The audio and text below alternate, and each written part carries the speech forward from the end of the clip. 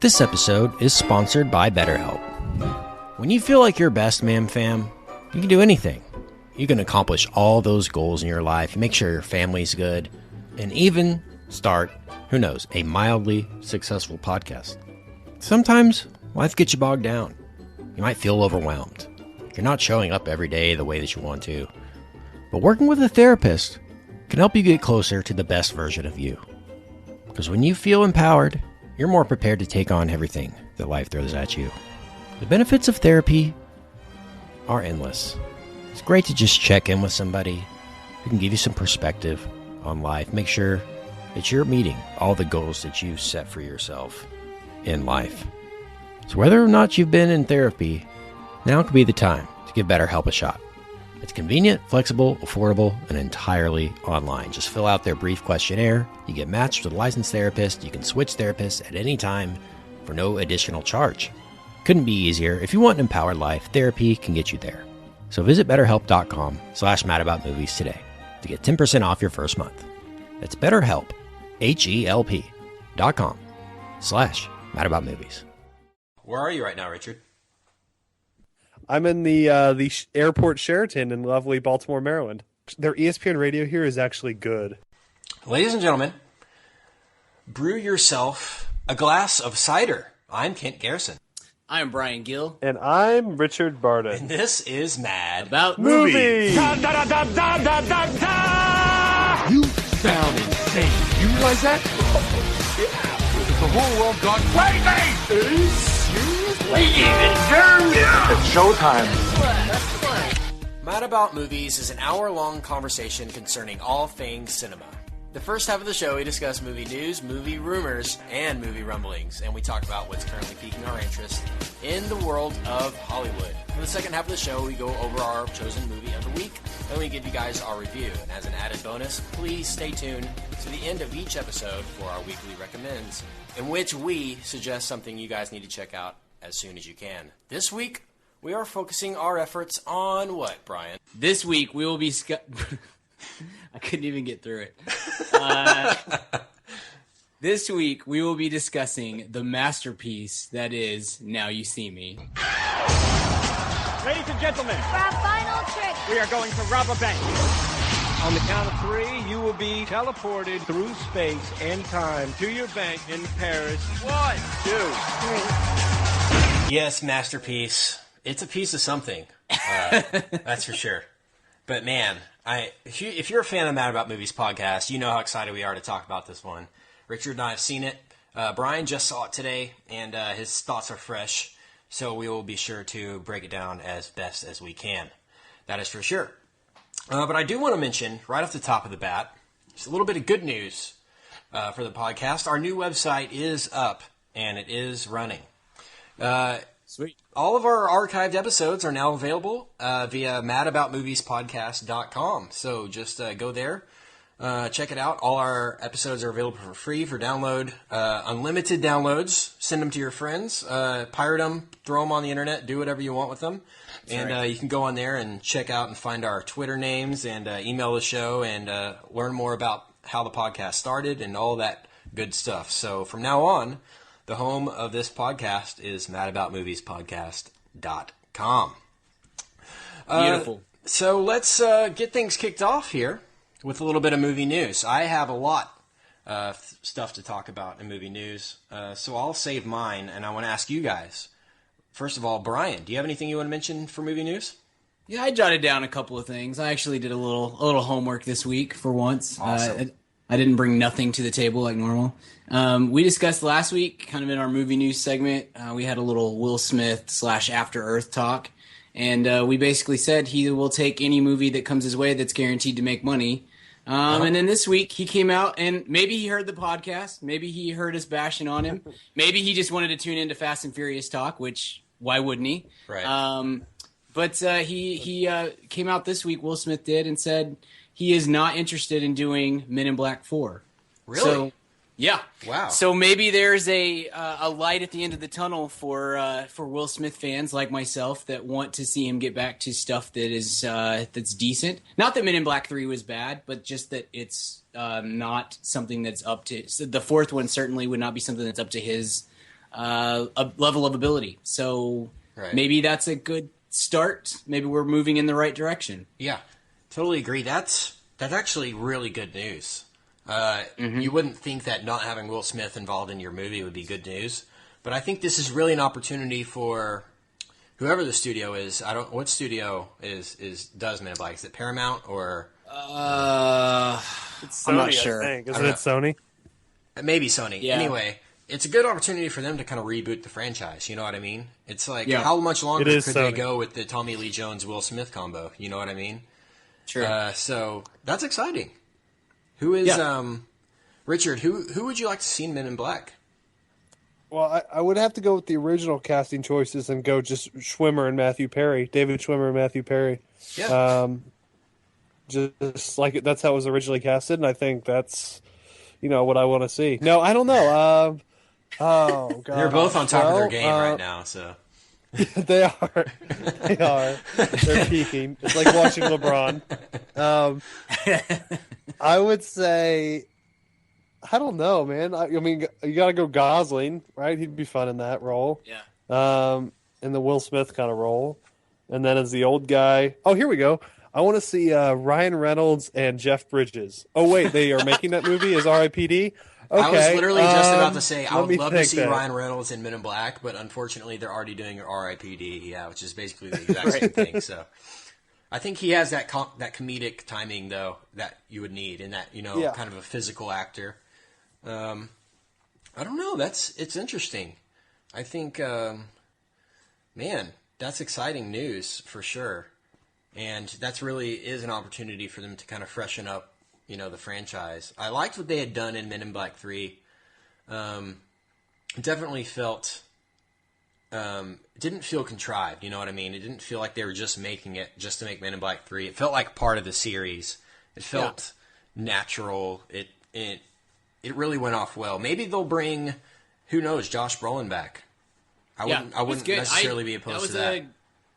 Yeah, that was a really good part of that whole. That third one had much better story than you would expect a third movie in a series that comes out 10 years after the original to have. So Yeah. that was a cool.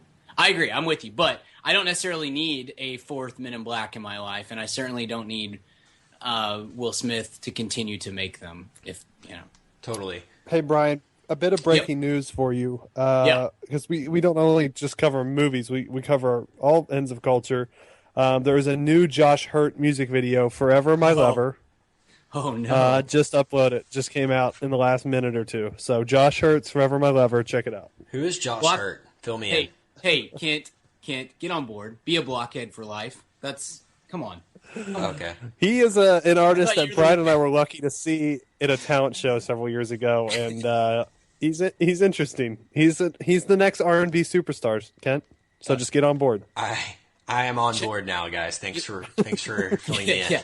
Get on YouTube and find the video for Midnight Racer. That'll change your whole perspective on music. Midnight Racer, Josh Hurt. Is that his name? Yeah. Josh Yeah. Hurt. Yep. So Write that down right now. Yeah, we'll link that. And then in the imagine description. us watching it live with Steven. And you can get the full experience. That's great. Would you guys be opposed to a Woman in Black? Maybe do a No, man not woman at all. combo. You know what I'm That's a saying? good idea. Yeah. I think it's a I good feel like idea. they've been trying to do that with every Men in Black movie. Especially the first one at the very end. It's kind of Will Smith bring and back- the lady. I don't know what her name was. Who was in the don't remember original her. one? Girl from Dogma. Yeah. But Yeah. Dogma girl. Linda. yeah, Linda. Dogma. Can't remember. But I feel like they've been trying to do that forever, but they just haven't done it. So yeah, now is the time to reboot it, get some fresh faces in there, get it going, and liven up that franchise a little bit because it has potential, I think, for great movies. Richard, anything you want to mention for movie news? I don't. I've been traveling kind of nuts. I've Totally. been kind of out of the loop. Totally. We should note that this is the first Mad About Movies with the three of us in three separate time zones as we broadcast. that is right. true. It's got to be a I new am in, podcast. Right? I'm still in the UK right now. Richard is in Maryland. And Yes, Brian, sir. you're back home, back in good old DFW, Texas, That's right. holding That's it down. right. How are things going in Texas right now, Brian? It's Yeah. it's starting to get hot, so it's about to be that time of year. Right. But hey, other than that, can't complain. Gotta love Texas. So. Exactly. How's the UK, Kent? UK is great. It's actually been very sunny over here. It's been about 70 degrees every day for the past 4 days, so it's very rare for that to happen, and it's been great. And I have been learning a lot about movies, and I'll mention a movie later in Weekly Recommends that we've been talking about. So it's been a Sweet. good experience so far. Awesome. Can't complain. Something I want to mention for movie news that pertains to the United Kingdom. Bond 24 Oh yeah. is starting to come together. And if you're a fan of the show, you know how much of a fan we were, us three, of Skyfall. Yeah. Absolutely. Well, we can rest assured, guys, a little bit, because Sam Mendes is coming back for the next Bond. Oh, really? I didn't know that. Yeah. He I is. just jumped out of my seat. Yeah, there were a couple rumors going around a few weeks ago. I meant to mention in movie news that there was rumors going around that Christopher Nolan was actually in talks to do the next Bond movie, following his current movie Interstellar, which he's filming right now. I guess that didn't work out, but I would have loved to see a Christopher Nolan Bond movie. I think all of us would have not been opposed to that at all. Totally. But having said that, Sam Mendes is back. The franchise is in good hands once again. And do you guys think that he can top Skyfall, Brian? I don't know that he can top it because like I said in our review of Skyfall, our Skyfall podcast, I said I think it's the best Bond movie of all time. So I don't know that you can necessarily top it, but I'm certainly more interested in a James Bond movie with Sam Mendes as the director than I am in moving it on to somebody else. You know what I mean? I love what he did. Obviously, like I said, the best one of the series of the franchise. He left it in such a place that I'm honestly more excited about the direction of the James Bond franchise than I've ever been before. So him coming back for the 24th movie, and I'd seen possibly the 25th movie as well, is a boon for that franchise for sure. Yeah, Richard, thoughts on Sam Mendes coming back? Greatness. I'm probably a bigger fan of his other work, even more than you two, and then I obviously love Skyfall just like you guys did. And no, I'm very, very psyched. That's great news. That's huge news. So Yeah. I didn't know that. I'm processing this right now. Sorry, podcast listeners. This is not very professional. No, this is great. This is obviously giving him, like you said, Brian, maybe another movie on top of it. Maybe make it to his own kind of mini trilogy within that canon. Sure. Could be very cool. I think the attention that movie got for the performances, of Javier Bardem and people like that, I think he might be able to draw some interesting actors to the kind of ancillary roles, Right. outside of Mr. Craig. I'll mention So- one here in a second, but I felt like Skyfall was definitely the first, in a series of three. It really set up the story, set up the characters, and Sure. you really didn't get an understanding of who the characters were going to be until the last act or the last scene of the movie, really. So it's going to be interesting to see what Mendes can do with the new characters he's created here. With Naomi Harris and Ben Whishaw and Ralph Fiennes, and this Bond franchise is going to get really, really exciting. It's very youthful now. It's not old Q and old M roaming around. It's very youthful, and it's very 2013. I haven't heard if Daniel Craig's coming back. I'm assuming he is. But another rumor about this movie that I've seen is Penelope Cruz, rumored to be the next Bond girl. And I actually had to do a double take whenever I heard the news, because I was like, surely she's been a Bond girl already. You know what I mean? Yeah. It's like seems so obvious. So Brian, thoughts on Penelope Cruz possibly entering the Bond franchise? This will sound maybe sacrilegious to Bond fans. The Bond girl is probably the least interesting thing about the Bond movies to me. Like I really don't care. It's just a pretty girl. boobs. We should Let's be preface honest, this by guys. saying that Brian is a eunuch. He's not going to have. Right, exactly. No, Eunuch with a child, by the way. Right. It's Yeah, weird. well, It's a weird thing. No, I was, and Brian, by the way, you're welcome. that's why his name is Richard. No, I don't really.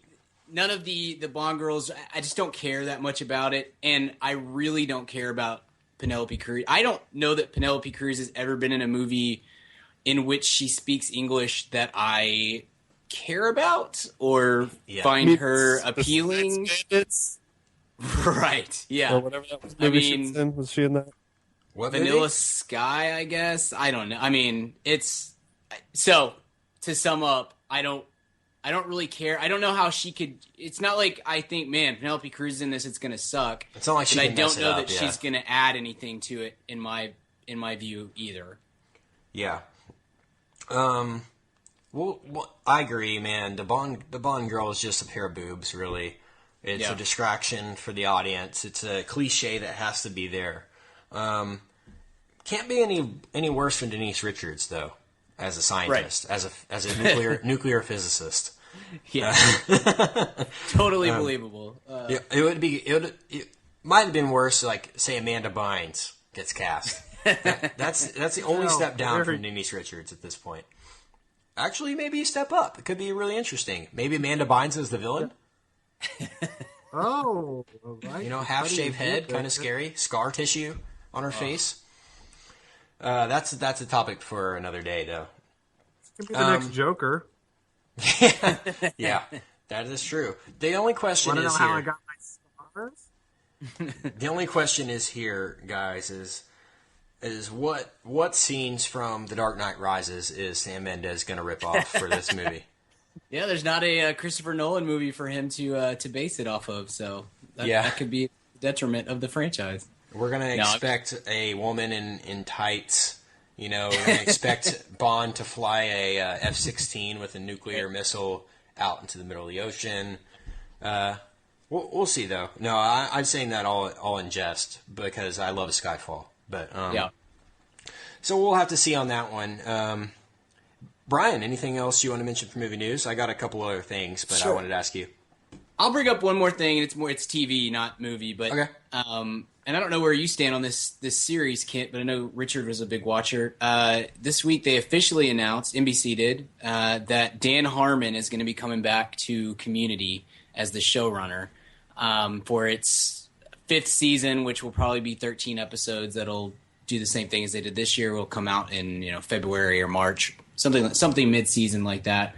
And so I wanted to get Richard's thoughts on that and hear. I don't know if you're a watcher of that show, or if you have any opinion on the matter. Yeah. Go ahead, Richard. Yeah, big fan of the show. Obviously, it has Alison Brie in it, so I have to legally, stay away. But it's a great show. Honestly, this year I thought it was very good, but there was kind of something missing for it this year. Maybe because I'm a big fan of Harmon's writing, I knew he was gone, so maybe I went into it with certain expectations. So I'm actually still like 3 or 4 episodes behind. I didn't finish the season yet, which has never been the case in seasons before. But I'm really excited. I love Dan Harmon. I love his writing style. I think that show's really fun and kind of important as far as carrying that weight after maybe 30 Rock of kind of that more absurdist, almost sketch-driven TV comedy, but also keeping a single narrative. I love Harmon's writing. I think he's kind of crucial. His kind of knowledge of context of pop culture in which to put that show is crucial in my opinion. So I'm excited, and just bring back Chevy, and we're good. Just kidding. Ugh. Yeah. You don't like Chevy Chase, Brian? No, hate Chevy Chase as a person Really? and as a performer. Hate him. Yeah. Christmas So do Vacation, I. Brian? I'm with Come on. Oh, dude, he was great Clark in the W. 80s. You're talking about Clark W. Griswold here. Come on. Hey, great in the early Vacation movies, great in Three Amigos, great in the first season of Saturday Night Live, and his early stuff through, I don't know, when did Three Amigos come out? 86, 87, 86, yeah. Pretty much from there on, I could not care less about anything he's ever done, and he's one of the worst human beings in Hollywood, in my opinion. So Yeah. that's Take that, Chevy. I loved Christmas Vacation and Vacation. Yeah. 90% of that had to do with John Hughes being a genius. But I thought the Griswold family was just so funny, and I thought Chevy Chase is great in that. But unlike you, Brian, I haven't seen much of his work, so I can't really hate him. So as far as Community goes, I would say that I am a fan of the series. I wouldn't say that I am caught up. I've seen probably half a dozen to a dozen episodes. I catch probably 2, maybe 3 a season, depending on, I catch the Halloween special and things like that. Sure. But the show is so creative and so out of the box that it reminds me of Arrested Development in a lot of ways, which we'll talk about in next week's podcast. But there's so much going on there that it really takes a fan to know exactly what's going on. I mean, it's similar also in the fact that it's been on the bubble with the network for years. Yeah. It actually got canceled for a while and brought back like a year later because the fan outcry was so crazy. But, I mean, it's one that I like. I mean, I like the performers. I think Donald Glover has some good moments. Joel McHale is also – I'm a huge fan of his, obviously. I've mentioned that before on the podcast. But, Alison Brie. Alison Brie, of course. I mean, she's an angel, so what else can be said? Alison Bard. Yeah. Alison Barden. I am. Yeah, no, I'm excited. That's really good news for that show. I can't believe it got brought back. I'm shocked it got brought back. Yeah, same here. Well, and that's part of the problem is that they stripped it of its comedic genius for the 4th season. Basically made it clear that there was no way it was going to come out, or it's going to come back. So everybody just kind of bailed on it and stopped caring. And then they're like, oh, by the way, we're going to do 13 more, and now Harmon's back. I'm interested to see if it's too little too late, if the damage has already been done. Because the 4th season is fine. It's fine. It's just Richard, you said it quite well. It lacks the heart and the soul that made it such a weird, cool, completely unique sitcom. It very much tried to be a more traditional sitcom, and it lost itself in that. So I'm interested to see if with Harmon involved, if it can recover from that, or if 5th season is just going to be one of those that you think, oh gosh, I just wish it would have been canceled and done with, so I didn't have to sit through this anymore. Yeah. Well, what does NBC have to lose on this? They have no shows. Yeah. Literally. And that's why it's back, and which goes to show. I think we've talked about this before. It goes to show NBC has no idea what they're doing right now, and that they continually they fail to maximize the assets that they have in search of bigger and brighter things. But then they're so bad at developing bigger and brighter things that it's been like they've been in a circle or a cycle for 5 or 6 years now of continually trying to replace things that are good but aren't drawing ratings, and they don't know how to advertise. They're always trying to replace them with something that will draw ratings, but the shows that they put in their places are so bad that they don't get ratings. It's this weird cycle that they can't find a way to get out of. And I think Parks and Recreation is it's shocking to me. Parks and Rec is probably my favorite show on television these days. And it's shocking to me that it's been able to stay as good as it has for 5 seasons now, despite the fact that it's continually caught in this web of you're probably going to get canceled. And then, well, we're going to go ahead and bring you back because Whitney sucked so bad. Who could have seen that coming? And so they're just perpetually spinning their wheels, and I think Community definitely caught the front end of that this year. It wasn't able to gather its legs the way that Parks and Recreation has been able to over and over again over the last couple of years. Yeah, Brian. Yeah, it's NBC's put a lot of business executives in charge of their comedy department, and these people are not comedians. They don't really understand what makes funny shows, and so they ruin all the funny pilots they get with their notes. But Brian, I meant to ask you, because you're kind of with me. You're not a person that's ever watched any CBS shows. Are you prepared to live in a world, because CBS is so behind on the times, right? And they've always had these, while all the other networks with The Office and Arrested Development and Modern Family and all these shows went to the single camera form, CBS, because it's run by Les Moonves, who's 149 years old, always stayed traditional with the 3-camera sitcom, the How I Met Your Mothers, and the 2.5 Men and stuff like that. But now, because they're so far behind on the times, every new show they have next year is a single camera. So are we prepared to live in a world where, as single camera fans, we're watching CBS now? Like, that new Robin Williams show is supposedly kind of funny, and like I don't really know what to do. Yeah, well, I mean, it's going to depend on obviously it depends on the content, but in some ways, that would be the greatest thing in the world for us if somehow, because CBS draws ratings no matter what they put on the air. It's not just that it's not just that they market towards the older audiences that watch TV live and not on DVR. It's that, I don't know, they've made a deal with the ratings. They get the older ratings, like that's why Tom Selleck's Blue Bloods is still on the air, because they get to that adult audience is so consistent. That 60 minutes watching audience, So maybe things that sound better than they are.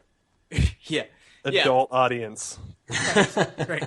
So maybe them putting on a single camera, a set of shows that are single camera is what single camera needs. You know what I mean? Maybe that's how we get to watch a show for 8 or 9 years that is both good and also draws ratings, which is never, it's like never happened since in the last 10 years, it seems like. I don't know. That's an interesting question, Richard, for sure. Brian, I want to ask you, and you've been kind of researching this pilot season for this coming fall. What does NBC have coming up this fall? I mean, we know we have Parks and Rec, Hannibal, Revolution, Hannibal. What else? I don't have it in front of me. Because they've canceled everything. The Office is gone. 30 Rock is gone. That Matthew Perry Goon show is gone. They've got nothing. They greenlit a bunch of pilots, and it's the same. They did the same thing last year. But here's your Thursday night lineup. Okay, so they moved Parks and Recreation to 7, which is terrible. Don't do that. That's the only show you have coming back that should have gone to 8. Or excuse me, we should go. I guess we should go off the Eastern time slots, but. They should have moved Parks and Recreation to 9 to take over The Office. So Parks and Recreation starts at 8 o'clock. Then you have Welcome to the Family, which I can't remember what that one's about at all. I'm vamping. Yeah, then we have, you look up what that is. Then we have something called Sean Saves the World. And that's a Sean Hayes show. Oh, goodness. It'll be off the air by December. There's no question. Right. And then they followed with the Michael J. Fox show.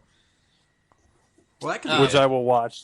Exactly. I'll watch it no matter what. But who knows if it's going to be good? I hope so. I mean, everybody loves Michael J. Fox, but we'll see how then they close it with Parenthood, which is actually smart on their part, moving that to Thursday, because that's like the only show they have that a lot of people watch. That's actually really smart, because that's just been stuck on Sunday nights forever. Yeah. I can't even remember.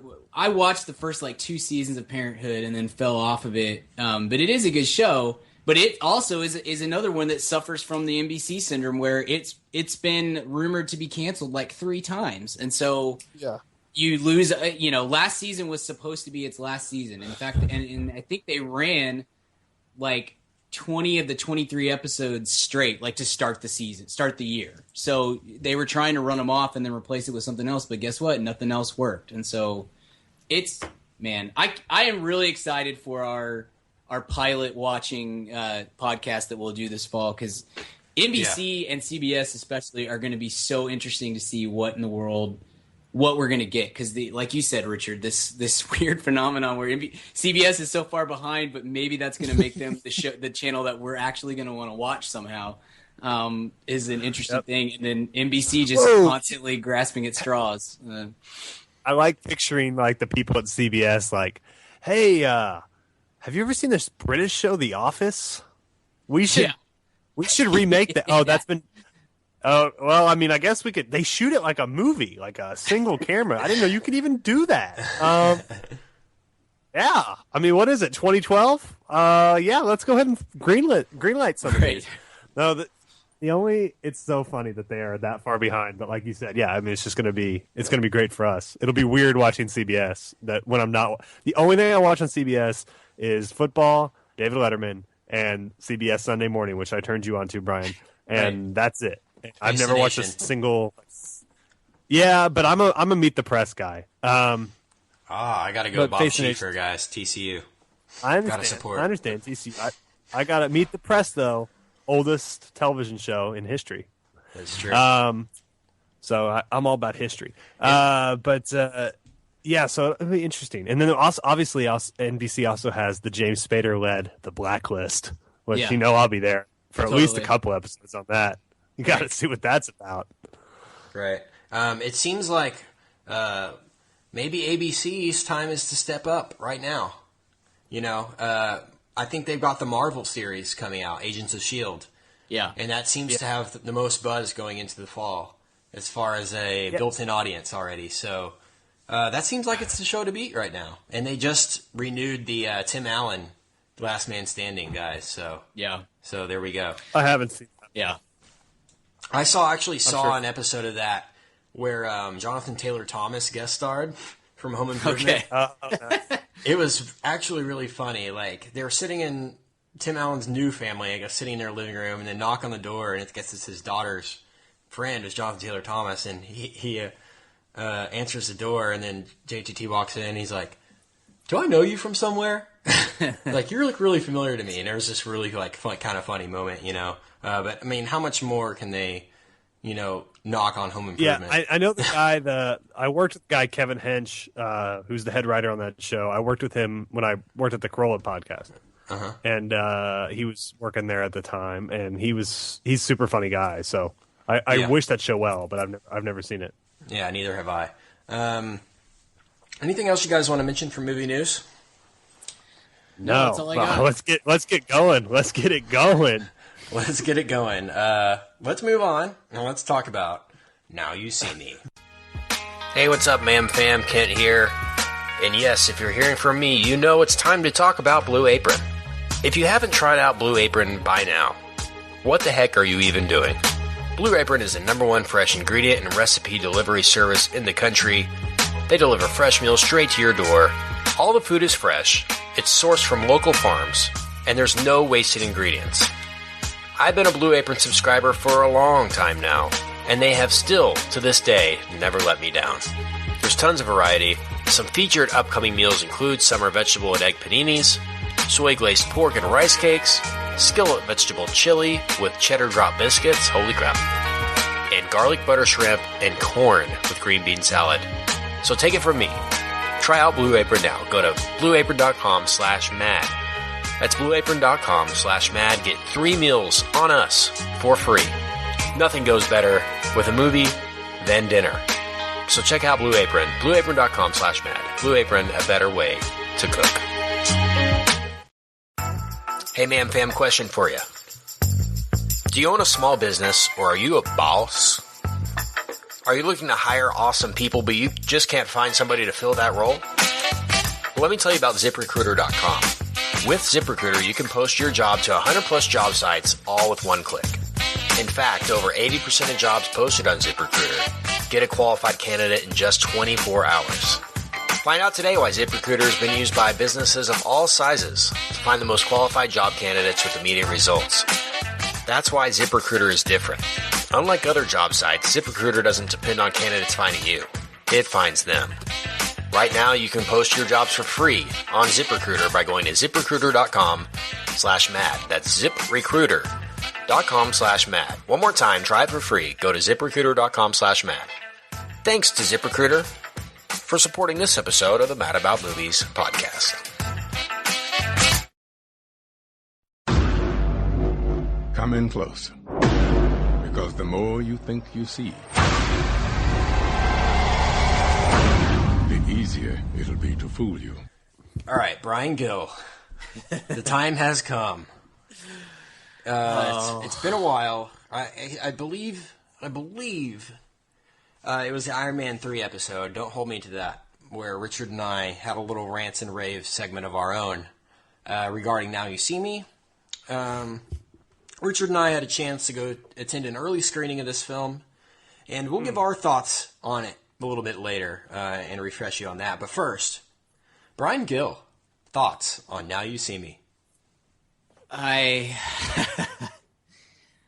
going to say one thing in not necessarily in defense, but on the positive side. I think that you two and I and movie critics and wannabe movie critics and the people that see 100 new movies a year, I think that we are probably going to enjoy this movie less, obviously, than the standard audience will. The person that only gets to see maybe a couple of movies a month or something like that.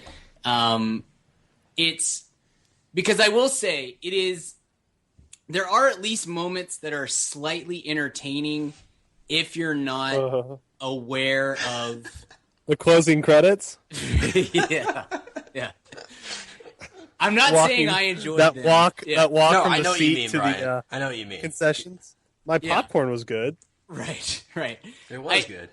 There are spots in the movie that if you're not paying attention to how god awful the script, the story, and the film technique is, you could enjoy this movie. I came home and I was kind of talking about it with my wife, and she kind of said, "Oh, that doesn't sound that bad." And I'm like, "You're probably right if you're not somebody who watches, if you're not like us and you don't watch, I don't know, how many movies a year do you guys see in the theater?" I would say I'm probably I probably see 50 or 75 50 movies to a year. 75, yeah.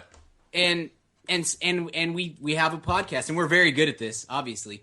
And so we're geared to think critically about things. And I realize this episode is coming on the heels of our last episode, in which I talked about how smart the Fast and the Furious series is. So maybe I'm just an idiot. But no, I feel like that needs to be led off by saying, if you don't watch movies from a critical standpoint, if you don't see 75 movies a year in a theater, go see Fast and Furious 6 twice. Go see Fast and Furious 6.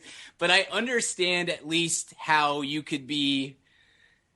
This is going to sound super pretentious and film dirt, but I understand how you could be tricked into being entertained by this movie, because it's real fast and flashy, and it goes at a dumb fast level pace. And so if you're not looking for the things that are really, really wrong with this, then you could maybe get away with not seeing them. That said, this might be the worst. Let's get into it. Yeah, this might be the worst non-horror script that has ever made it to a theater. There is Brian, this script has been online and out since like 2008. It's been like circling around Hollywood for ages, and it just now made it to the theater, and somebody was brave enough to greenlight it. It made some money. I mean, it did all right. Yeah, it did. And the guy who wrote half of the reason, though, is because it had so many stars in it. It was full of stars. Like, imagine this movie with a bunch of no names. Right. Like, what would people be thinking of this movie if it was all new people in it, you know? Right. Here's what's fascinating to me. Somebody needs to write a book about the convolutedness, is that a word? I don't know. Of who gets credit for a screenplay. Because I'm looking at the guys who wrote this movie. And I'm looking in particular at Ed Solomon's page, okay? Ed Solomon, to his credit, has Bill and Ted's Excellent Adventure, which is a great 80s movie. Bill and Ted's Bogus Journey, which is an okay early 90s movie. And he has Screen Story credit on Men in Black. That's solid.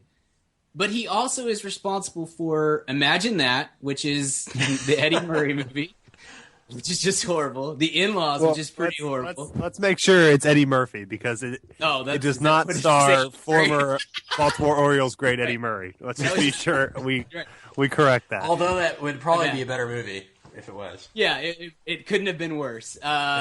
He has credit for episodes of Gary Shandling's show, but he's also got Super Mario Brothers movie, The In-Laws, Charlie's Angels. I mean, so I want to know which of these he's actually responsible for and which he just like had 2 lines of input in, because it can't be this. The same person cannot be responsible for the Gary Shandling show and Now You See Me, because this is a horrific script. There is no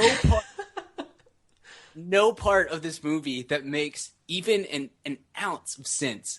Oh, come on. There's nothing. There's magicians. I can't wait to get into specifics, but keep talking. Yeah, well, we should say up front to the listener, we are gonna we're gonna go so far into specifics today, and I don't care anything about spoilers because this movie is crap. I hope I spoil this movie for all of you. I hope I ruin it because you don't need to go see it. I hope you were planning to go see it. You accidentally listen to this podcast, have it spoiled, and go see Fast and Furious 6 again. Yes. That's my wish, because if you're going to see this, don't. And I'm just going to say right now, I'm not saying spoiler alert, but Mark Ruffalo's this magician the whole time. And screw you if you're going to go see it anyway. It's okay. So let's. I want to get into specifics with you guys, but again, the script is appalling. There's nothing that the dialogue is horrific.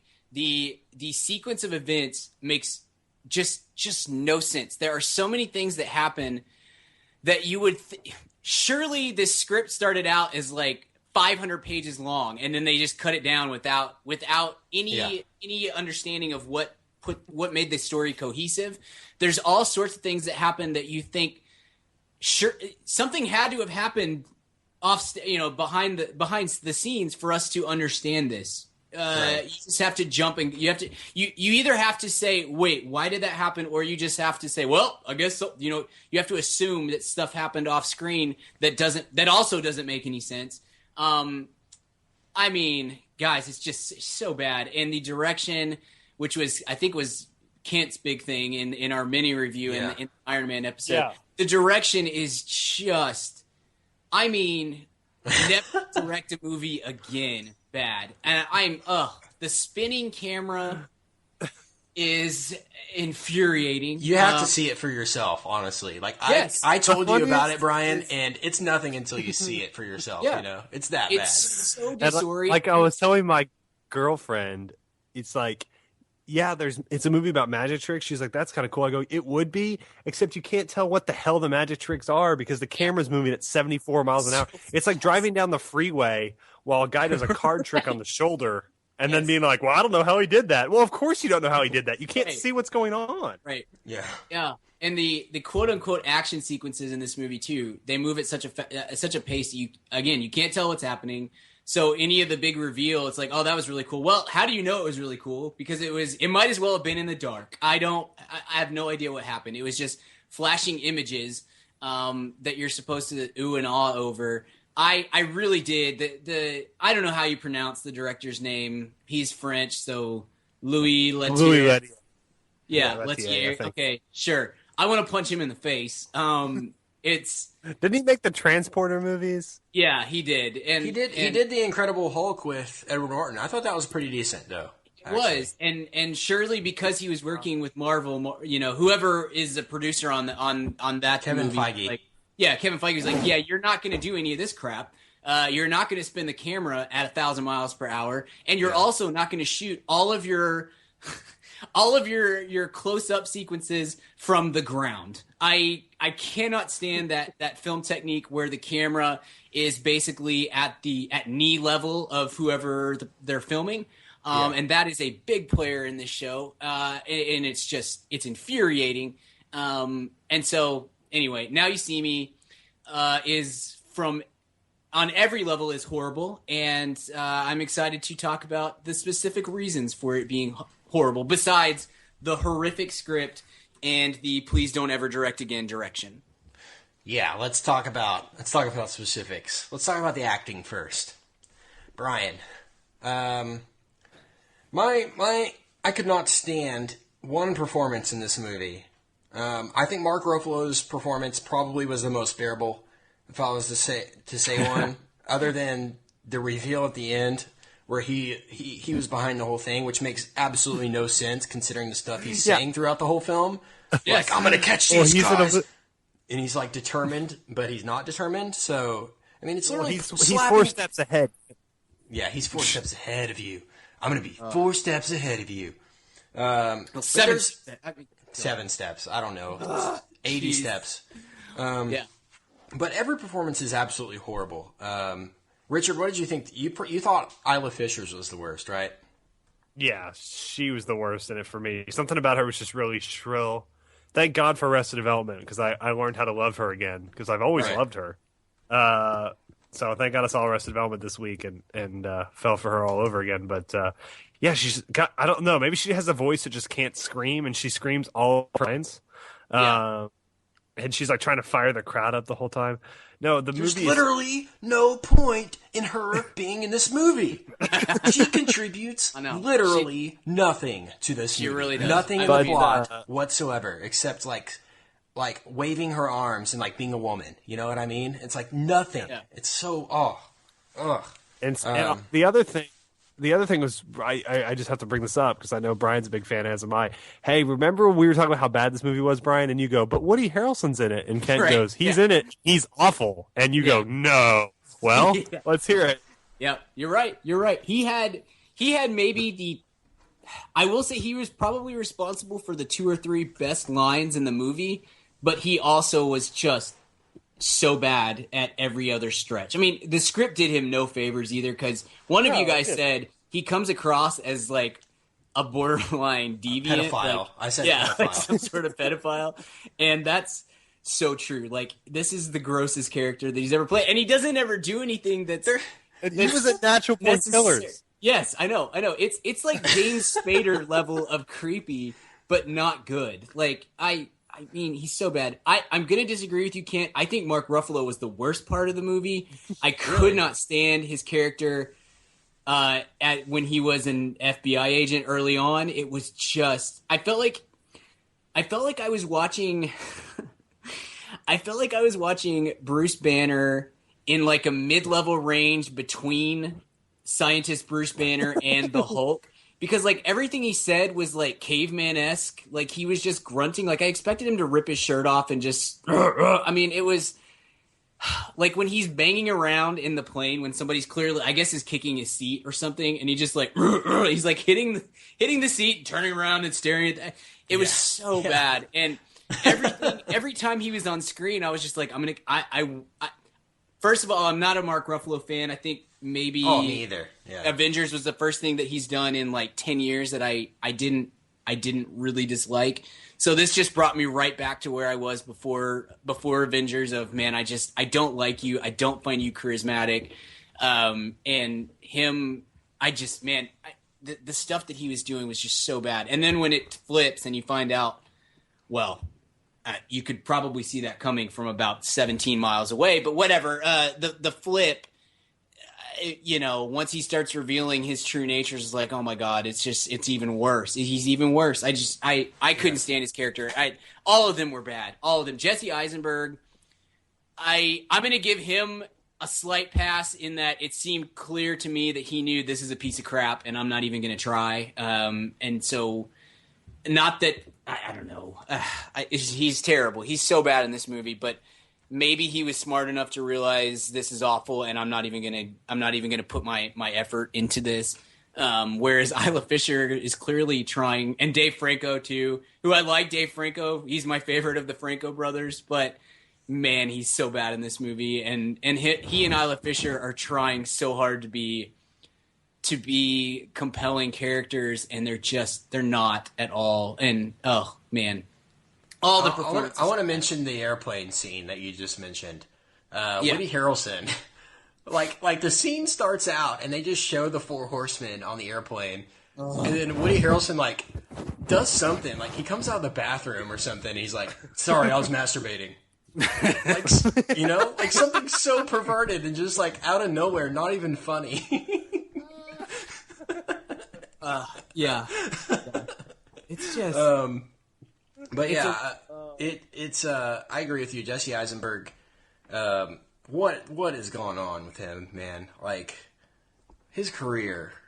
It's not going well. I mean, that's for sure. It's not going well. But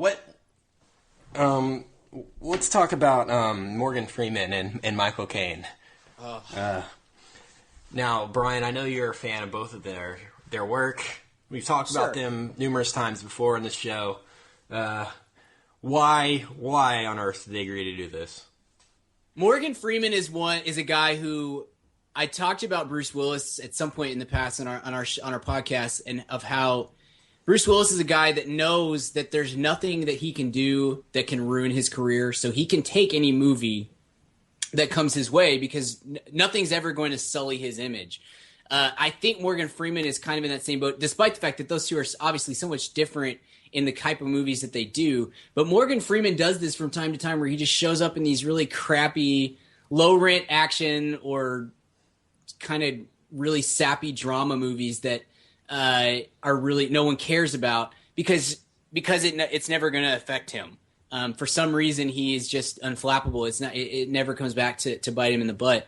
And Michael Caine is on record as saying that he'll basically take any movie that comes his way. That sometimes you just have to take a paycheck, and that's all that it is.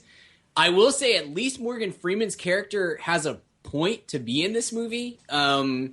He plays a fairly significant role in the turn of events.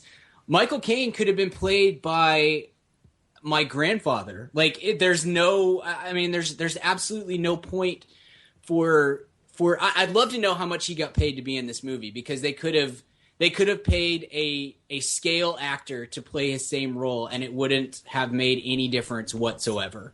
He literally Comment on his ridiculous costume, by the way. The first scene they show him in, he's in like a top hat. Yeah. What is he wearing? I don't even. He looks like a Jimi Hendrix costume or something. It's so dumb. It's just so dumb. There are so many things in this movie. I'm sure we've said it before, but maybe the best mark of a great script and of a great movie is that no scene and no line is wasted. And this movie's like 70% wasted lines and wasted scenes that have no bearing on anything that's happening in the movie. There are so many. Dude, guys, are you guys familiar with? Guys. Yeah, mention are you her. Familiar with the term MacGuffin and what that stands for in the movies? Okay, yes. This entire script is a MacGuffin. Like everything that happens is a MacGuffin. Everything that happens in the movie makes no sense except in the context of that line or that scene in the movie to drive that particular scene. My favorite thing in the whole movie, and I mean favorite in the worst sense possible, is when random FBI agent, he literally says, and you guys talked about this before, but he literally says, hey, you remember how Jesse Eisenberg's character is a big control freak and he makes all of the other magicians wear tracking bracelets? Well, we got the tracking signal. And it's just, you're just supposed to believe that because he's a control freak, he makes his other magicians wear tracking bracelets for literally no reason. There is no reason why they should be wearing tracking bracelets. They are literally, guys, all on the same stage. They're within 20 feet of each other the entire time. So what is the purpose of them wearing tracking bracelets? I mean, and it's stuff like that that just happens. I'm more bummed that E-Track didn't get that product placement, because I was hoping for a MacGruber. This would be an excellent commercial for their product. Right. In MacGruber. But, you guys, let's be honest, Richard. You guys would have gotten no business after. Yeah, you might be thinking right now if you were in this movie. No, it doesn't. None of it makes any sense. It jumps from place to place. There's never any intelligent reveal on any of them. I guess the first trick that they do gets a reveal, but the second one, it's just, oh, well, we stole your password because we knew your mother's maiden name. Are you freaking kidding me? This guy's worth $140 billion or $140 million, and he has the same password protection for his bank accounts that I do. I mean, come on. It's idiocy. And the third he uses Chase.com. Yeah. Yeah. for his 140 million. So, hey, Brian, just randomly, like, what's your mother's maiden name?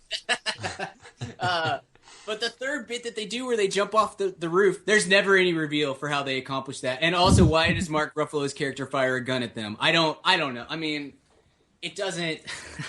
It's just so stupid. It's so stupid. And I think maybe the worst thing about it is that I felt like the movie wanted me as a critic to pinpoint all the things that are wrong with it, and then tell me that I'm wrong for picking out the things that are wrong with it. Does that make any sense? You guys feel that way? Like it felt like it was very smug in its approach to the whole thing of, well, if you're not if you're picking this apart, then you just don't get it, man. That's how I felt. Like, you just don't get that this is entertainment. No, it's not entertainment. It's a piece of crap. It's awful. And I can't believe that I just can't believe that this even got made. The whole premise that magicians are somehow cool and awesome is insane to begin with. Like, the whole thing is based on a fallacy that there are millions of people in this world, billions even, who are just so enthralled by magicians. No one who's not in Vegas right now at a David Copperfield show gives a crap about magicians. The whole thing is magic is stupid, and I don't know. You know what's the most frustrating is that fact that they went to David Copperfield and David Blaine and all these people as consultants, but there's not one magic trick in the movie. No. Not one. No. There's not one like, oh, that was cool. Like you would see David Copperfield do a trick. There's a card trick at the very beginning that Jesse Eisenberg does, and that's it. Right. And then from then on, all they're doing is stealing money from bank accounts. That's the magic trick. There's no magic in it at all. Do you know what I mean? Like, name one magic trick they do. No, there aren't any. Everything they do is CGI tricks or bank heists and Dave Franco picking a lock every once in a while. I mean, it's just oh man, it's just stupid.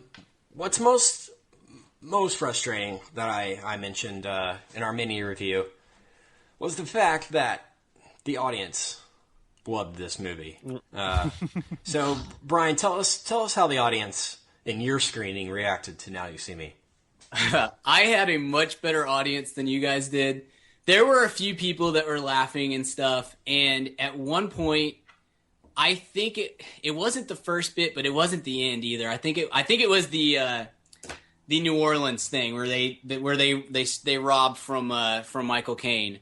Two people I could distinctly tell that it was two people started clapping when the reveal came through, which is a pet peeve of mine. Like, stop clapping in a movie. That's we don't need this anymore. But they started clapping, and somebody else from the other side of the theater goes, "Shut up!" So I felt like the audience was much more in tune with my thinking. There were very few laughs at the moments when clearly this movie was desperately begging you to laugh, even though it wasn't funny at all.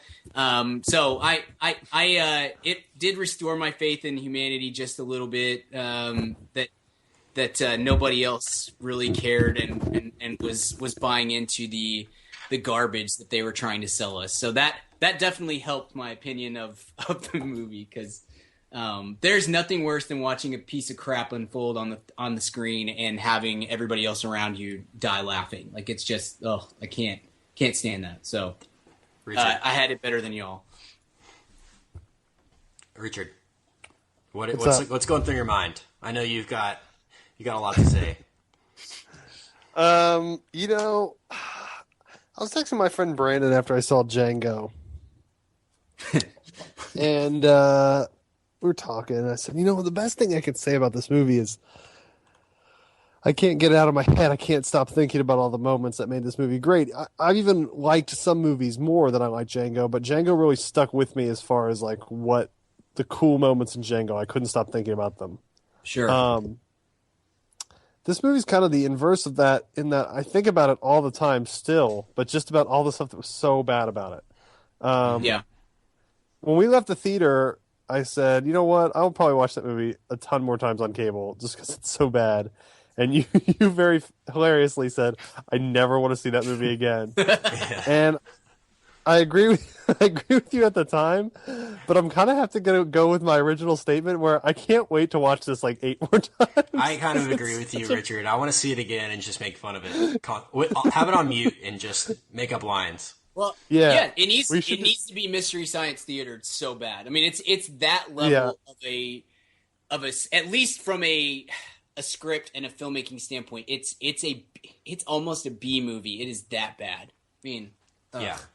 It's a B movie with a budget. It's yes, a movie that's exactly right. like Django Unchained, which is our first episode on this podcast. Is a movie for movie lovers. Do you know what I mean? It's everything that you could want in a movie. It gives you everything. It's entertaining. It's funny.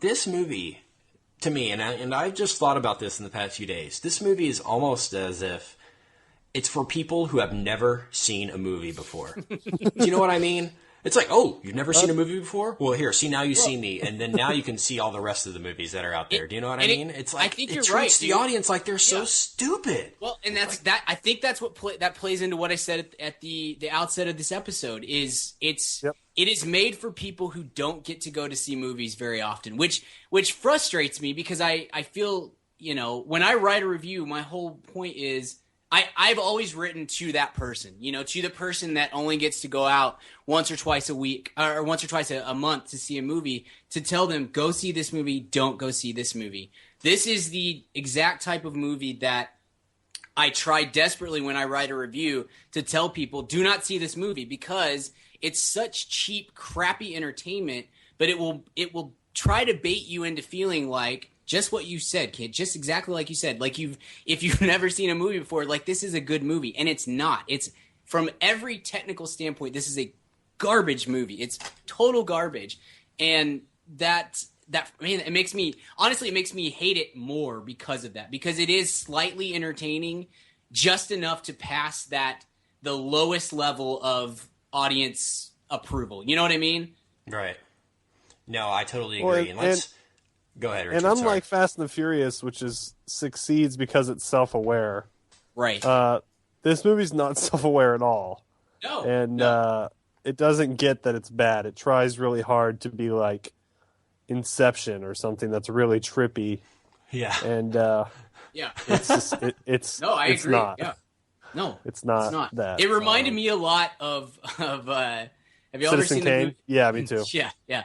The movie Jumper with Hayden Christensen from like 2008, oh, yeah. I think. Yeah. It had a lot of similarities to me, and that movie is just horrible too. So, way to go, guys! You've put it in great company. You're in the same class as Jumper. Man, why was Hayden Christensen not in this? That's my real question. This is a perfect vehicle for him. That's a great question. Wasn't a big enough star. I mean, this is a movie for stars, guys. Yeah, the budget was like $75 million. Jeez. They'll make it back. They totally will. They've already made like 35 or 40. So I mean, it's gonna make money, but man, it should end some careers, honestly. Movies like the Ocean series, which we've mentioned on the show, they're grounded in reality. Is what makes it great. You know what I mean? It's like, wow, this stuff could be happening right now and nobody would know it. You know what I mean? These type of capers and things. Now You See Me could have stuck to that mentality. Yes. And it might have succeeded at doing that. But they take this movie to a supernatural place. Yes. That is absolutely it ruins everything. Like the scene in New Orleans when they're stealing from Michael Caine. They're stealing money from him by pointing a flashlight at a card, and then numbers appear on the card. Yeah, that's how they do it. Do you know what I mean? It's like, And I won't even mention the end. I just want to hear your thoughts about that. Oh, the reveal. No, talk to me about the flashlight caper. That was just some of the work, and the people are standing up. Oh, my bank account says 10,000. Oh, mine is 40,000. It's just the worst thing. It's so cheesy. It's so cheesy, so poorly written, and then It's like they did. Isla It's like Fisher floats everything in that in the movie. bubble. Yes. Oh my god. What is that? It's like they did everything in the movie on one take, and we're like, yeah, that's good. We're not going to try to make that any better. That'll work. Honestly, this is how I felt coming out. It made me want to see It made me want to see The Incredible Burt Wonderstone, which I totally thought looked like total crap when it was out in March. And was like, I don't want anything to do with that movie. And was just like, I'll just wait for Now You See Me, because we didn't know how bad that was going to be at the time, obviously. And it was like, well, there's 2 Magic movies coming out in 2 month span, so I'll just wait for that one. It made me want to watch The Incredible Burt Wonderstone, just hoping that because it's got to be better than this. It's got to be. Yeah, there's no way it's worse. No. And why is Hollywood thinking we want to watch movies about magicians? I don't know. That's the premise of the movie is because guys, Chris Angel is pretty awesome. Ugh. I mean, he's my idol. I ran security for him. He showed me how he does all his tricks. Nice. Oh man. Listen Remember that guy? That was the best part. That was the best part of our experience seeing it, was meeting that guy. Yeah. So, is this the worst movie you guys have seen this year? Yes. No, I'd put a movie called The Internship up there too, which maybe we'll talk about, maybe we won't. But I wanted to mention the end, the supernatural ending. So, the movie starts out with the 4 horsemen getting these cards, right? These playing cards, which attract them to an apartment, and then the floor fills with liquid, and then we don't know what happens after that. Right. But so at the end, they all meet up and they put their cards together. Right. And the CGI takes over, and the cards like float in midair and then come together to form this like shape. What does it? I don't even remember. It's an eye. It's an eye. An eye. Like, okay, it's an eye, guy. That's sweet. And then like a carousel comes out of nowhere. Yeah. And they're all. Hey, best part of the whole movie, Mark Ruffalo reveals who he is, and then he's standing next to the carousel that's already spinning, and he just kind of nonchalantly hops onto a carousel and kind of rides away, and they're all amazed that he's able to hop onto a moving carousel. Like, they all just have these looks of shock and awe on their faces that, oh man, that guy knows how to jump onto a moving carousel. He's up to like 5th grade level of ability to walk. That's awesome. I mean, yeah, you guys just robbed 30 banks because of this guy's help. Yeah. And escaped, literally turned into money when you escaped. Yeah. And you're impressed that he can hop on a moving carousel. Hi. I mean, Brian, talk to me about Melanie Laurent from Inglourious Bastards, man. I love Melanie Academy Laurent. Award movie. Yeah, she's tremendous, and you know, her she was my favorite part of this movie. Yeah, I was going to say, her part in the movie is fine. It's just that, like almost every other character in this movie, there's no reason for her even to be there. She literally serves no purpose. Just like Isla Fisher, just like Michael Caine, pretty much just like Dave Franco. I mean, this really could have just been Jesse Eisenberg and Woody Harrelson. There's really no reason for any of the other, and I guess Mark Ruffalo. There's no reason for any of the rest of these people to be in. Anyway, she was fine in what she's doing, but yeah, right.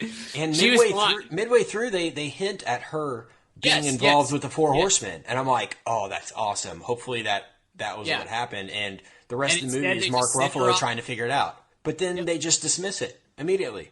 You know what I mean? Yeah. And then she's pointless. It was just for a love interest. And the movie ends, literally the last scene of the movie is Mark Ruffalo and her, like, kissing. Yes. Why would the audience care what Mark Ruffalo is up to after? Yeah, no one exactly. No, there's no reason for you to care whatsoever about his character, whether revealed or not revealed. You don't care. There's no reason to get into that, and why in the world it should end on their, like, it's like it was like the movie wanted us to feel towards Melanie Laurent and Mark Ruffalo the way we felt towards like Jim and Pam on The Office or Ross and Rachel on Friends. Yeah. Like, oh, finally they got together. No, I don't give a crap. It's so bad. I'm pissed at her. She could do way better. Yeah. His character's basically a caveman. You should probably do better than that. I don't. Yeah, like that cool black guy you were with in Inglourious Bastards. That guy was. Yeah. Hey guys, Stay with that guy. Remember when Common was in this movie for? Yes, we talked about that. That's the funniest one to me, because that part is literally like he's not a Four Horseman. They don't heist him. They literally just paid for Common to do that symphony thing whenever. Because the other thing, that's another thing I'm going to get into. Such a cheap and easy conceit, yes, narrative-wise, to have a character that can just hypnotize people and whatever. So, like, there's never any threat because, like, let's say the Four Horsemen did get caught and all these people did draw their gun, Mark Ruffalo and co. Couldn't Woody Harrelson just go... and they would all start playing symphony and they could just walk away? Like, if you have a guy with that power, why are you running? Because that guy can just... He's pretty much a demigod at that point because his hypnotic skills are better than, Jennifer Lopez's behind or something. I don't know. It's just like... That was a really weird early 2000s reference. But I don't know why I went there. I'm tired. Because discussing this movie Jenny from the Block. Yeah. But I don't. Yeah, it's so. And yes, and then you literally can pay any actor any amount of money. It's a two-line part. It's it's just this random police chief on the FBI task force. Could be played by anybody that's played a corpse on Law and Order. Doesn't matter. And you're like, nah. Let's pay $3 or $4 million and get Common. Right. Why? Exactly. Great for Common. I think that's just a good word to describe this movie. Why? Well, yeah. Seriously. Stupid. Yeah, stupid. And it did beat After Earth. Let's talk about that. It's After Earth flopped, and Now You See Me made more money than that. So Jesse Eisenberg apparently has more box office pull than Will Smith now. So it's crazy. Yeah. I'm excited to talk After Earth whenever we get a chance to do that full on, because there's a lot of stuff that we need to discuss. But Brian Gill. Okay, go ahead. Sorry, Richard. We'll go on, because I saw After Earth today. It's much better than Now You See Me. Yes, I totally agree, and it's not a good movie, so that should tell you how bad. We'll spoil that, but yeah, right. It's a much better movie than Now You See Me. That's actually good to hear. I actually do kind of want to see After Earth just because I'm curious, and I will. But Brian Gill, let me ask you this: grade for Now You See Me.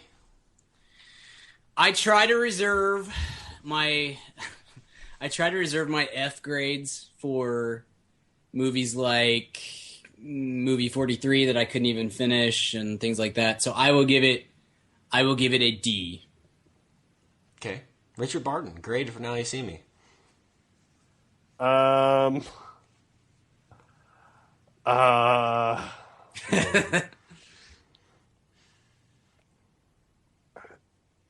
a D. D. I mean, I'd be really pissed. Brian's a trooper for paying for it. A D minus, probably. D minus. I'll go D too. Throw some D's on that.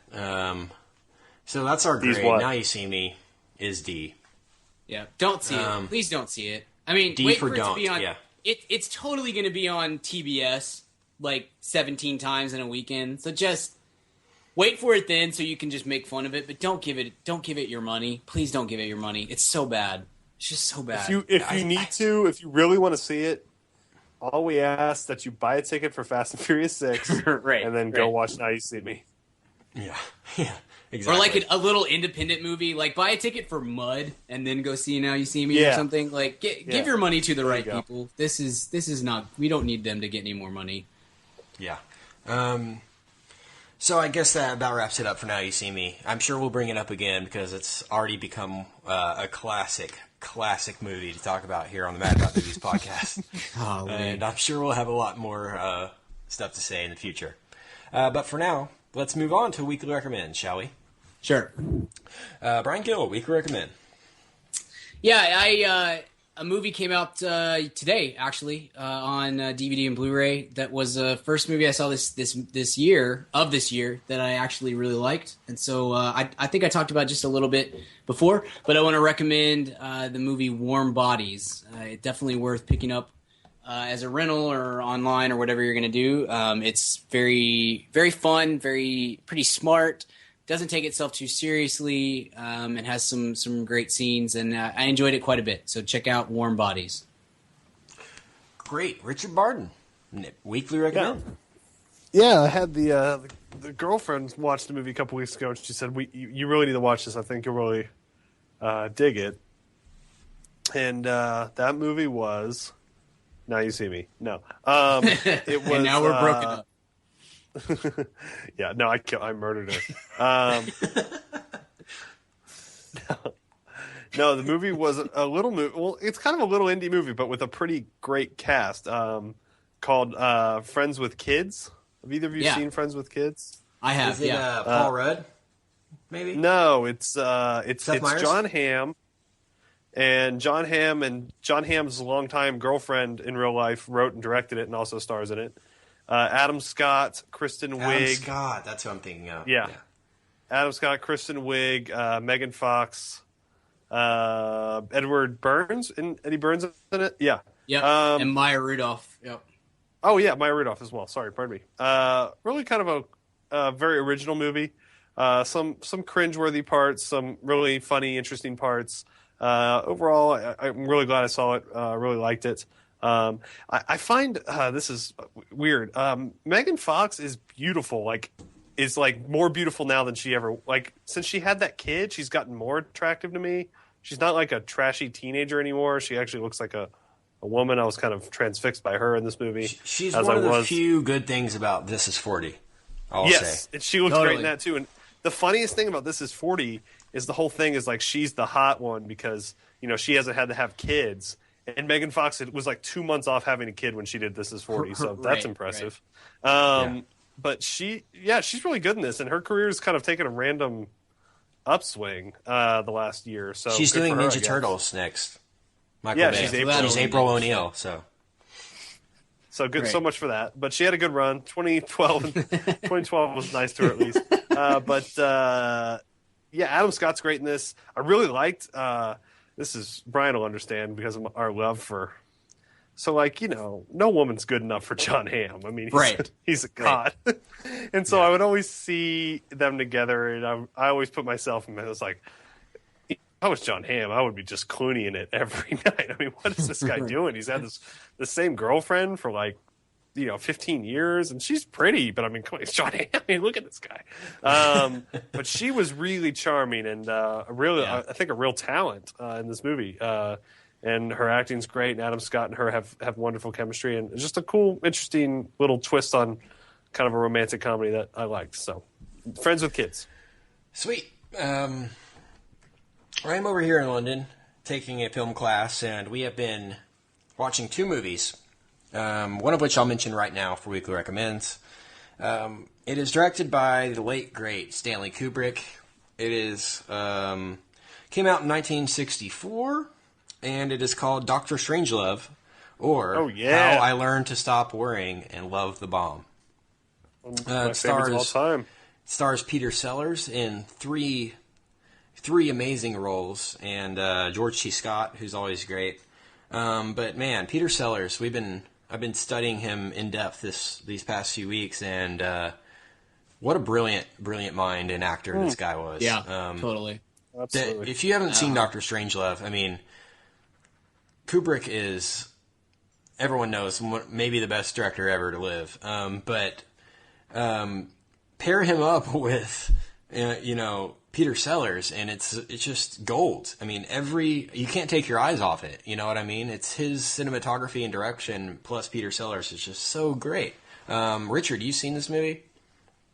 Yeah, one of my favorite movies of all time. It's my favorite Kubrick movie. As the resident comedy nerd of this podcast, I'm a Peter Sellers nut. Went through a big Peter Sellers phase in either late high school, early college, somewhere in there. I highly recommend Kent as sort of an accoutrement to that movie. Jeffrey Rush played Peter Sellers. We watched that today. Okay, great, cool little HBO biopic. Stanley Tucci Yes. as Stanley Kubrick. Yep. Yeah. Yeah, and kind of a cool, HBO does these little kind of cheapy biopics, like they just did the Liberace one with kind of a star-studded cast, so they're not really like full theatrical, walk the line or Ray, but they're cool little, and I thought Jeffrey Rush is brilliant as Sellers in that.